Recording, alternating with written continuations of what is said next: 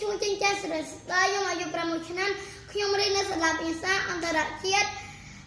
ខ្ញុំរៀននៅថ្នាក់ទី1កថ្ងៃនេះខ្ញុំអានសៀវភៅរៀនសារឡើងវិញក្តារខៀនតូក្តោកក្បោះក្បាយក្បោក្បាច់ខ្សេសាំងខ្នែកខ្នក់ក្មេងខ្មែរក្រចកក្រចៅក្រសាំងកៃរកក្រស្អៀក្រៀមមកក្រៀមក្រៀមក្រោះក្លាហាន